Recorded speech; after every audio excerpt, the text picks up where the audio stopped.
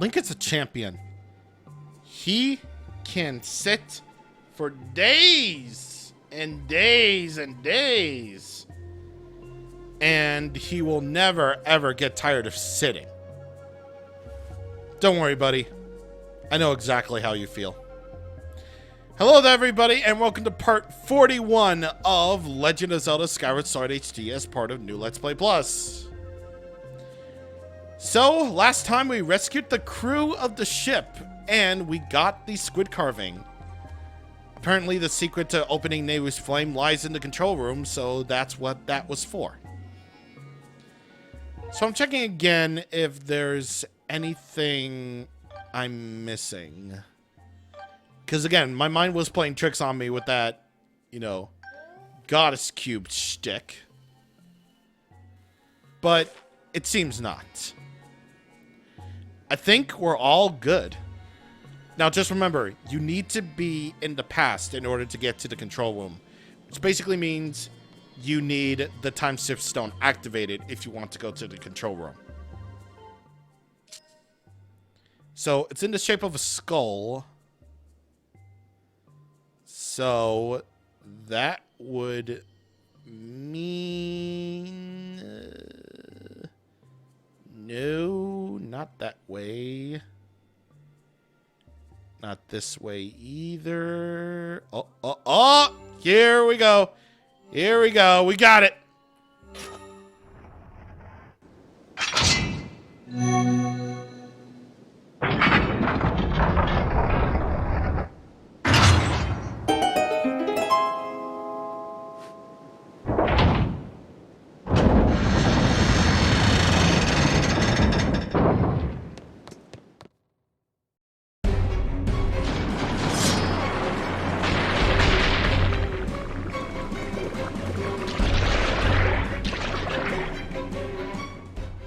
Or not. Okay. All right. I see where you're getting at. I see where you're getting at. Oh. This cannot be good.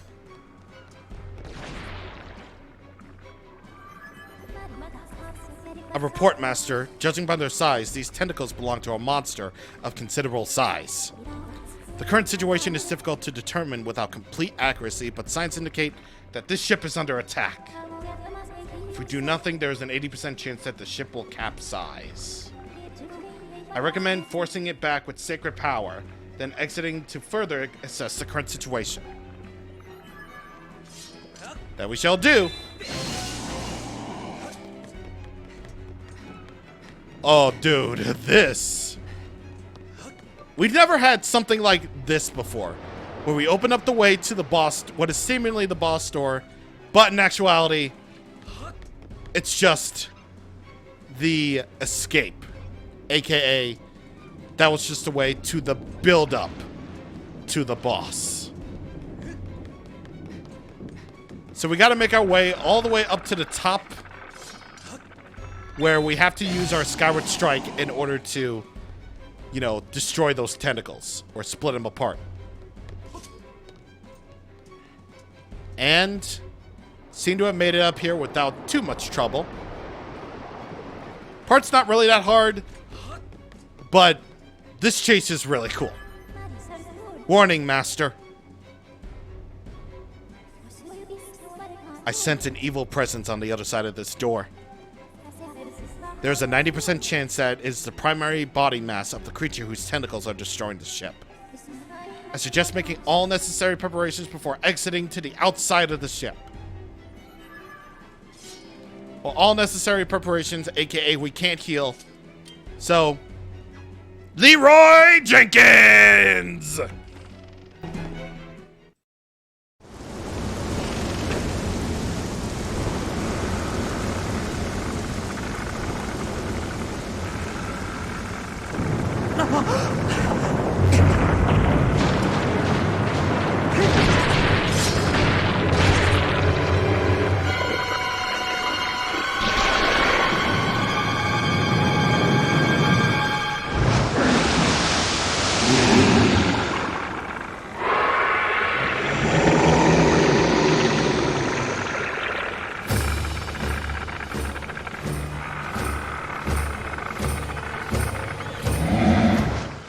Can you guess the weak point of this because we got an obvious bow and arrow? The Abyssal Leviathan Tantalus is destroying the ship and we gotta stop it. So first things first, either use the bow and arrow to destroy those tentacles or use your Skyward Strike to destroy them. The methods are cool, but once again, I find this boss to be kinda easy. Well, kinda easy and not really as creative as some of the other bosses are. Still a fun fight though, but, you know, way to point out the obvious with the weak point. You got a bow and arrow, where do you shoot? Pretty obvious. Tantalus! As you can likely gather from its other title, this Abyssal Leviathan is said to have been a tyrant of the ancient seas. Its enormous tentacles can be repelled, but they can regenerate after a short time. There we go! Kill it with fire! But one thing I do like about this is the fact that we got to hear the chance music for when an enemy's down and you can, you know, shoot him or you know, strike. I find that cue to be really cool. But once again, even though the scenery, like, I will give this fight this. The scenery in this is really cool. You're on a ship that's capsizing because of this fool. And, you know, it's like Pirates of the Caribbean 2, except this is really cool. Now you can destroy the tentacles if you want to, but, you know, I say that as a more mere suggestion, you know. You can cut away those tentacles of Tantalus, or Celia, as I like to call this one from the past. And you can do that if you want to, but just saying, might do you good. There is no place to heal, by the way. You don't have any jars or anything like that. Would make sense since the ship is under attack and all.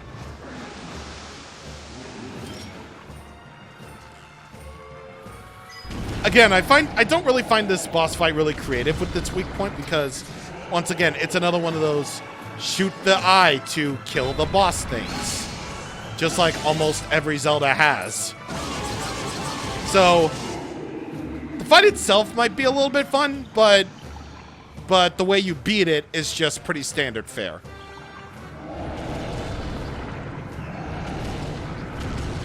I say it's fun and creative in the sense that, you know, the scenery around you is really good. And, you know, yeah, the scenery is good, and the way you hack away the tentacles is nice. But the method of defeating it is standard ordinary fare.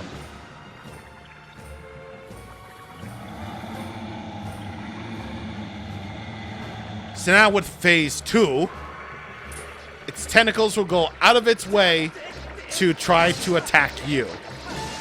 And you just have to basically slash all your way through.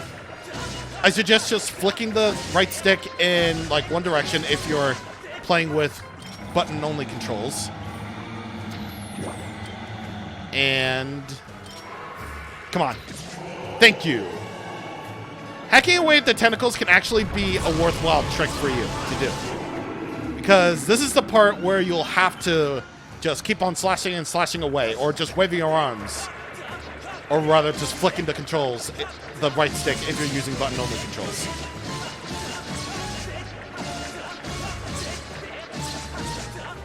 All right, Celia.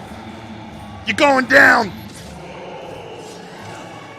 That's for being a not-so-great character in the movie!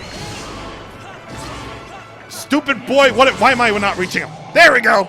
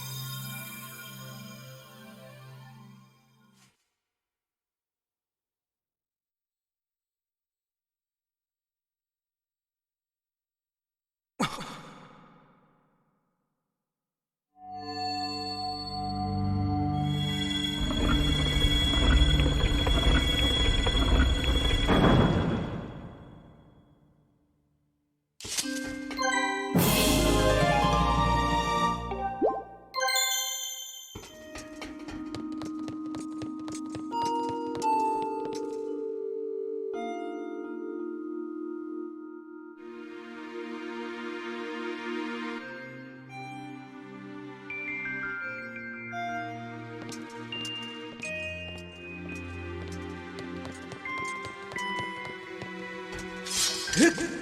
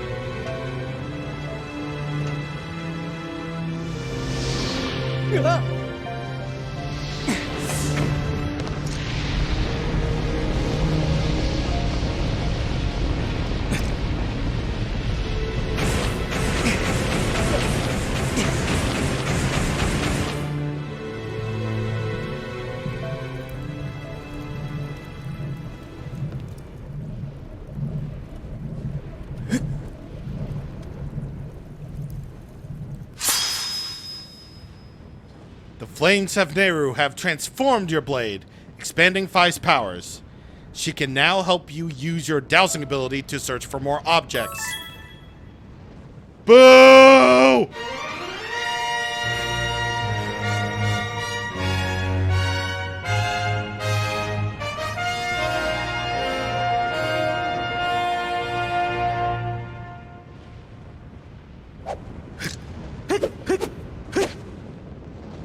Yeah, Link, it's nothing to get excited about. I don't really use dowsing anyway.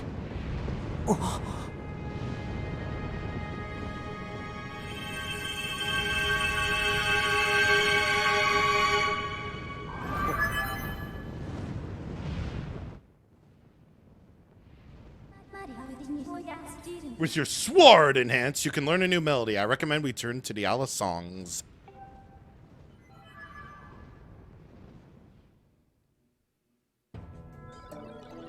Thank you for getting me my ship back from... It may have been half wrecked, but my crew and I got it shaped up to almost proper working order in no time, Vert. I wish you good luck to finding whoever it is you're looking for, Veep. Come visit again, you're welcome anytime, Veep. Hell yeah, man. Hell yeah. So, yeah, you heard right. We can now search for more objects using Phi's dowsing ability that we don't even use. I mean, in all honesty, this does open up some possibilities for dowsing for more useful objects, but, you know, you were kind of hoping for, like, more, like... Actually, I think it might actually just be probably the most appropriate thing that you could possibly do in this game, because Nehru's flame is really the flame of wisdom, after all, so it's just like, so it's just like, you know, what else could you really, you know, do with it? It's, what else could you really do aside from, you know, just search for more objects using dowsing? You know, the ability to find stuff. Like, enhancing Phi's powers, or maybe it will give you the chance to, actually do some stuff with it, you know? I'm just saying. Once we're all ready, our ship will set sail on the glorious sea again, Veep. So now you can actually visit the sand ship and see that the crew members are all back to work. Thanks for getting my ship back, Vrem. What do you mean, your ship? It's the captain's ship. It's the captain's ship. Thank you very much. It is strictly for captain use only. They will destroy you. And all of that fun stuff that has to do with that. Wait a minute. Wait a minute. Hold up. You can actually see Nehru's flame from here. Like, it's barely visible, but there it is. You can see Nehru's flame from the... Oh, that's cool. That's cool. I could probably imagine that you could see Ferrari's flame in the same manner, too, if you go back to the ancient cistern. But Dude, that's cool that you can see it from there. That's nice. Here you can see the control room all locked up. This control room transmits the power of the time ship stones to the engine room. No unauthorized entry. Of course, man, but how would a boss fight even work in that sense? In this really cramped room? Well, I guess we'll never know. But anyway, this is what leaving an area is like, or leaving a dungeon is like, if you find a bird statue in a dungeon. As you can plainly see, the sand ship is docked here. So anytime you want to go back to the sand ship, be my absolute guest. If you ever want to explore Lanayru Sand Sea, you can now do so very freely without any worry at all. I mean, aside from the little enemies, but that's not the point. You got 16 hearts at this point. You're fine. You're fine and ready to roll. I just realized, going all the way back up to Skipper's Retreat, I actually never noticed that this area right here. We never actually went over here. And there's a treasure chest over here.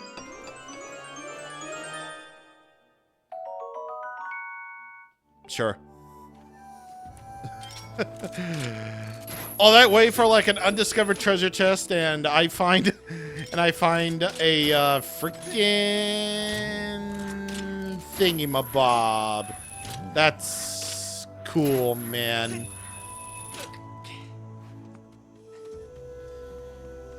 Either way, that will do for our Lanayru Sand Sea adventure. Sad to see it go, but I love to watch it leave. Actually, I hate to watch it leave.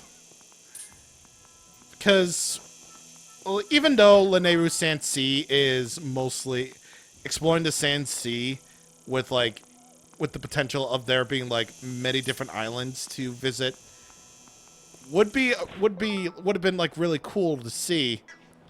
Like, okay, let me rephrase. Lanayru Sand Sea, you may have nothing in it, but you're still a very good area to me. You're still a very cool area to me because the sole fact that we were back in Lanayru, you know, the best region that keeps on giving. The fact that you have all this sand, the sand ship being a really cool dungeon. Not as great a boss Tantalus was, but, you know, the fight is still relatively fun. It's decently fun. You only had a fair few places to explore. But it's still really great. I like the robots. The music is one of my all-time favorites in the series. And I don't know. I still really like Lanayru Sand Sea still to this day. Like, even though the sea barely has anything in it to explore, I still find it a relatively fun area to go through each and every time. And I always look forward to it every single time I play it.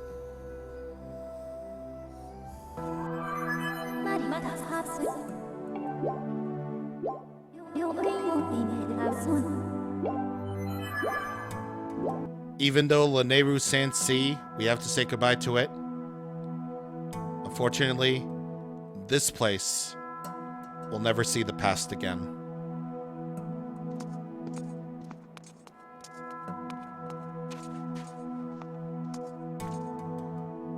Dear Captain, thanks for everything, Zert. Yours, the crew. Verm. Dear Dad, good luck at work. Vroom.